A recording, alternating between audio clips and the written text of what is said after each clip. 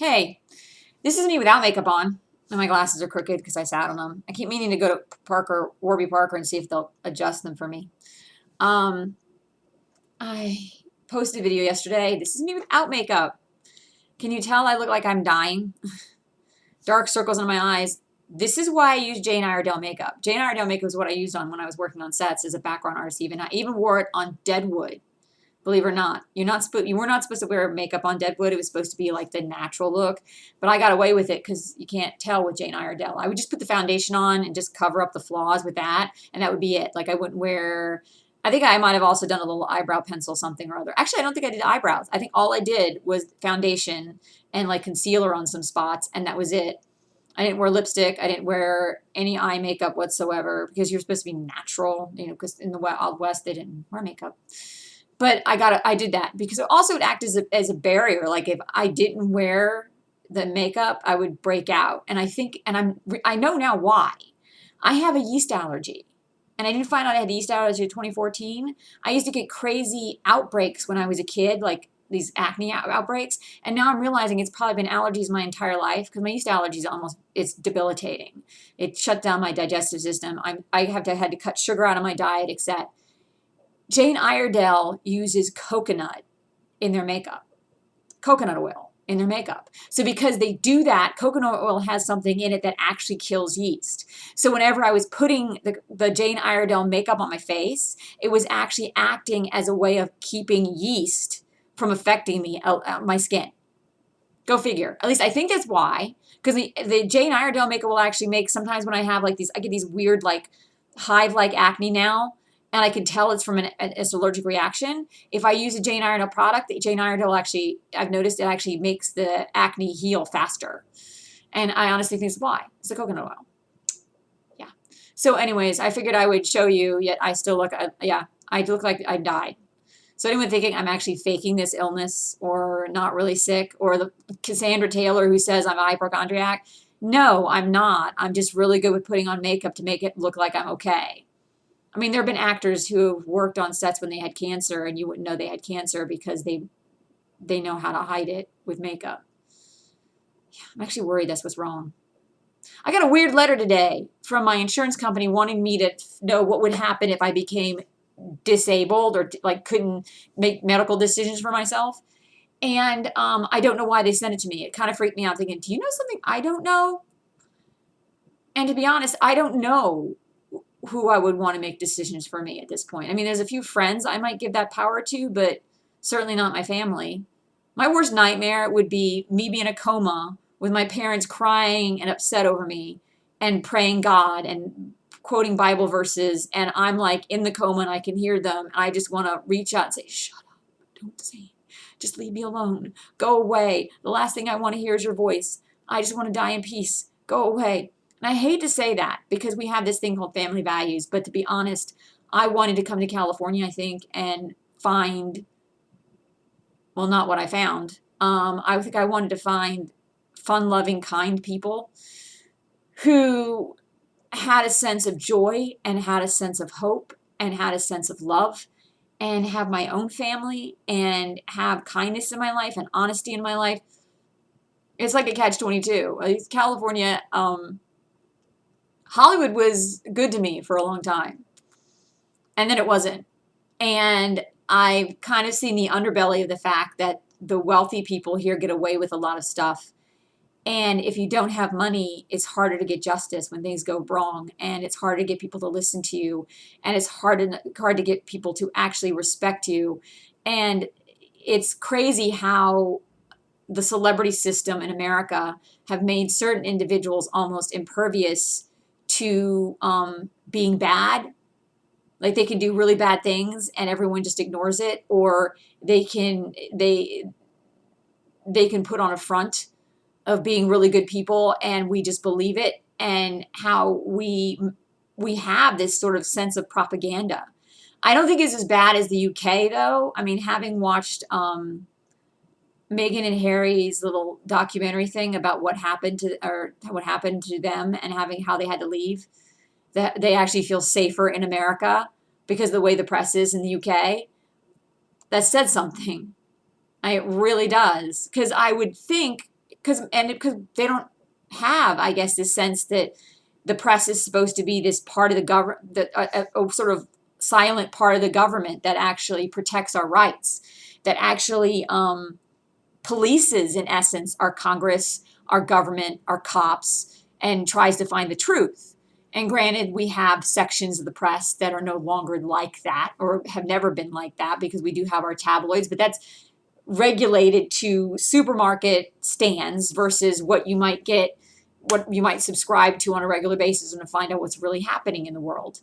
Kudos to our press for having being a little bit, I think, of higher quality than the UK. So I still like Shakespeare and I still like theater and I still like the arts and I still like Charles Dickens and British literature to a certain extent. And I don't hate the UK per se. I do think their system is flawed. I don't think they should have left the EU. I think that was a big mistake. We have global problems. Like, I think I'm a global person versus a country person because I'm an American who thinks that if we don't all work together to make the world a better place, we could end up destroying the world. And I'm vegan, but I would never push anybody to be vegan. Unlike what I'm getting threatened in my emails like every day on a regular basis. And I have stopped responding and they're still like, if I don't respond, I think they think that I'm somehow like, I don't know, the cops have done something to me or I'm in a hospital somewhere. And the reality is I'm just fed up with talking to them. Like, well, I'm like, and it's also probably because maybe I'm sick because I spent like this past weekend throwing up. So yeah, it's my web diary for the day. I think that's what I'm going to do. Start doing a little web diary periodically about what's going on.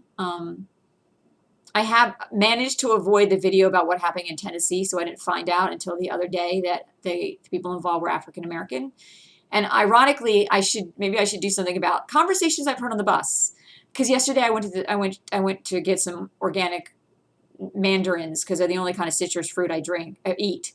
And I went to a little store like in West Hollywood that I know that had them at a good price. So I'm basically in the bus with just a bag of mandarin oranges. One guy started talking about how there are aliens on the moon who want to invade. And I was like, am I really hearing this conversation? And I felt like, did I just step onto a movie set for a sci-fi film? This is not a conversation I heard. And then I heard another guy started actually talking to everyone and saying how he felt like the Southern African Americans were basically like white Klan, or he called them black Klan, which was an interesting take on some level. But the bus driver kept apologizing to me kept saying to me, don't listen to him. Don't listen to him. Don't listen to him. Like, I guess this bus driver was familiar with this guy. He's done this before where he went on these little, not exactly violent tirades, but like he was giving or like he was giving a speech to a crowd about what he thought about things. And he said he was an engineer of some kind too, like an nautical engineer or something. But these were two different black men going on. The guy who said that there were maleness in the moon. I really think we need to do something about our education system. Though in actuality, the first guy who made the comments about Black Klan, he actually made some sense on some level because I think that the South is full of more propaganda based on what we're seeing in the news in their education system than the North is and other parts of the country. And I think that there's a problem there because I think there's corruption there. There's higher domestic violence in the South. And I don't know what we can do about it. Like I look at the South and realize the African Americans in the South are not benefiting the way they should because of white supremacy and because of the fact that a lot of politicians are white in the South and predominantly racist. I hate to say that. It's really, really terrifying to me to say that it's 2023 and we still have a problem, and we especially have a problem with people trying to, I guess, go against, like, be anti-woke. Yeah, I said it, anti-woke. I'm pointing that out because of Blake Shelton-Bromovich being canceled for being anti-woke. But I don't think he understands that being anti-woke isn't starting a revolution. January 6th was starting a revolution.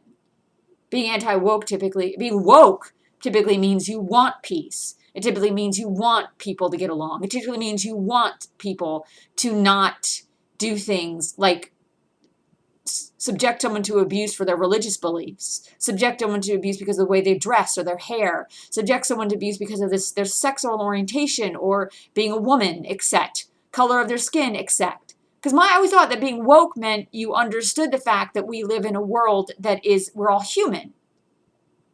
Being anti-woke to me means you want to take us back to the 1950s. You want to end progress and reverse it. So think about that. Because I originally heard the idea that we might have a revolution from my family. Because someone in my family said he thought there was going to be a revolution. And I thought he meant, a revolution from the Democrats. It's always been sort of this fear of the conservatives. Most of my family is conservative. But the reality is I'm realizing, no. The real factor of fear, the source of where the violence may actually rise, is the right, not the left. The NRA's members with their guns, the gun advocates, the people who are basically spurring on this crazy thing called Antifa, which I still don't want to dive into. Like, I'm trying to stay out of that one, and because I just think that it's crazy. I think it's made up. There's part of me think that it's just made up. Like, it's this organization that someone created that's doesn't really there in order to create havoc and create chaos, versus it being an actual organization. Or who knows? It might have started as fake and maybe it is real now, but whatever it is now, it's not what it was intended, and it's just something that needs to be buried and forgotten.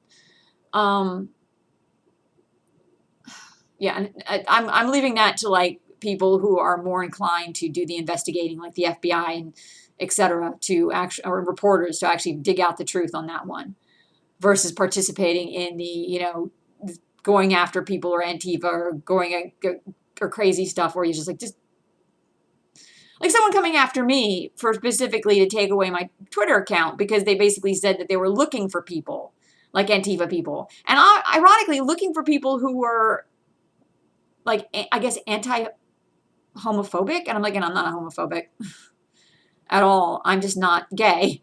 I'm straight. But apparently me just saying I'm not gay is an indication that I'm homophobic. I'm thinking, no, I'm just not gay. I'm not interested I'm cis. I'm never really been into women. I have a hard time even making women friends. Most of my friends, it's easier for me to make guy friends typically for some reason, which I think pisses off some women. I've had guy friends who were really good friends to me who, like, I had guy friends in college I hung out with and we never dated, and I knew who they were dating and I had guy friends who told me who they were in love with and who they were dating, and I was just their support person to talk about kind of deal. But, oh well, this is talk. I wanted it to be under 10 minutes. Anyways, this is my video vlog for today, and yeah, I'm wearing a tank top. I'm not naked. It's really hot. It's weird. It's cold outside, but it's warm in my apartment. I don't even have the heater on. It's just, for some reason, my apartment's like a sauna tonight. Peace and out.